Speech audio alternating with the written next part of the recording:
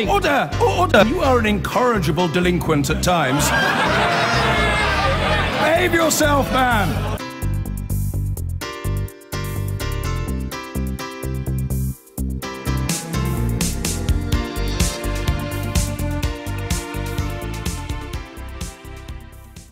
Now, Donald Trump has warned he could cancel all future White House briefings and replace them with written statements for accuracy, he says. Amid the continued furore over his decision to sack FBI Director James Comey, Mr. Trump warned him against any negative leaks, declaring ominously that Mr. Comey had better hope there are no tapes of our conversations.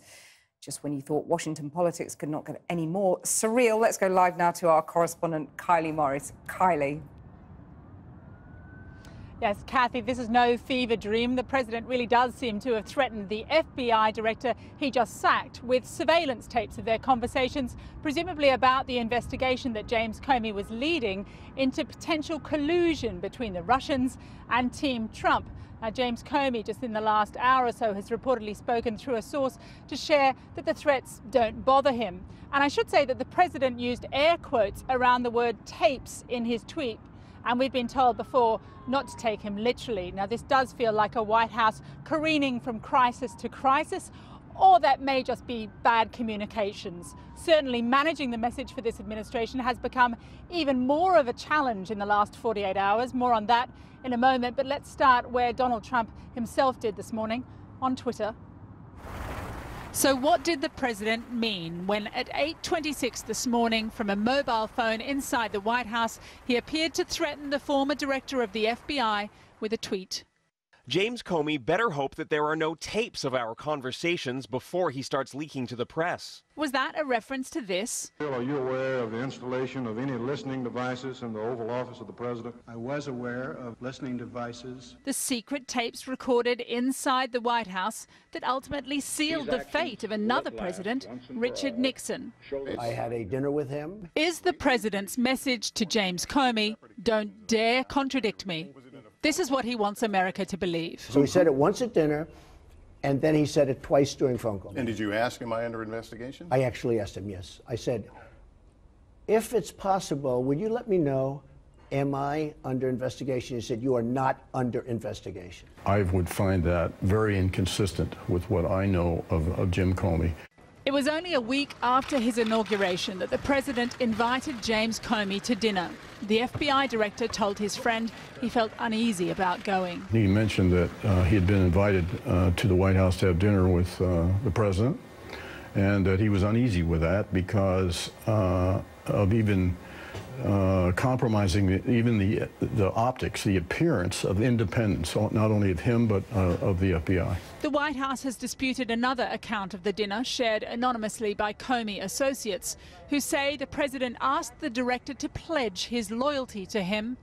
The director committed to be honest. Where does an agent's loyalty lie normally? Their primary and only commitment is to the Constitution of the United States and to the Bureau. From those who can speak on behalf of FBI agents, further indications today that there was no lack of support for Comey among the rank and file. What binds agents and the Bureau together in the end of the day was knowing he was forthright. He always had the back of agents, and that's important for those folks in the field to know. Staff at the White House can't have the same certainty when it comes to their boss.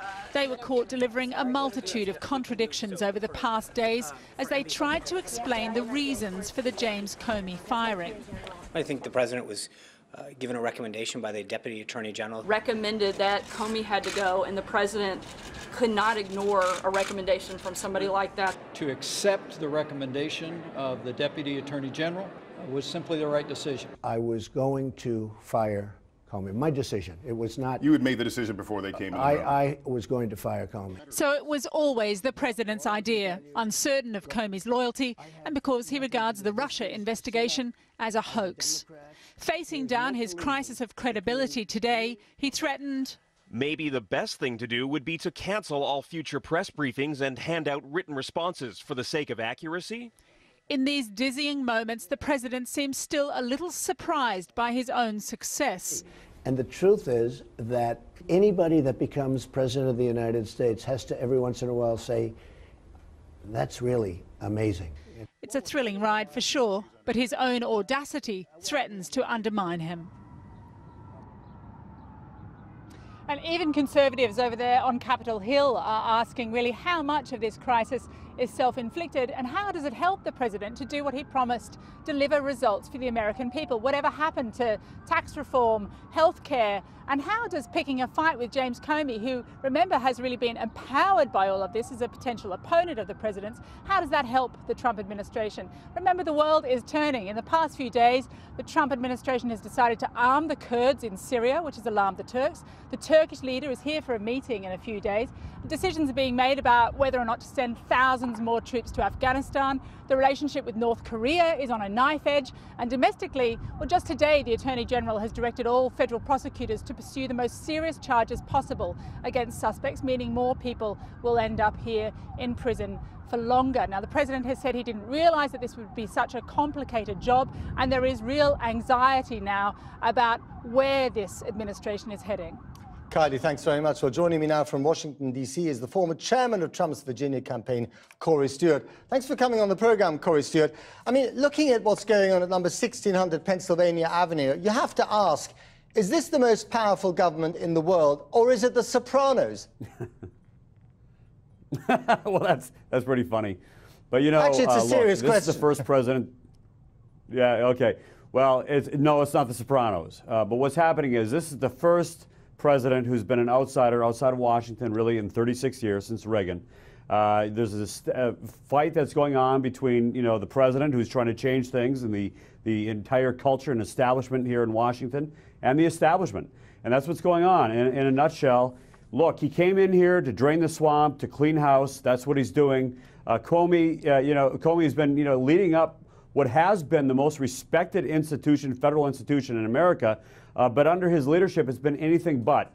And I think that he's just trying to, let's start off fresh.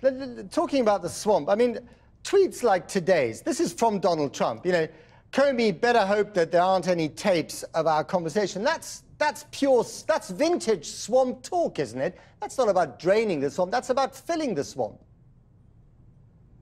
No, it's a very different thing. I mean, in Washington, nobody ever speaks traditionally.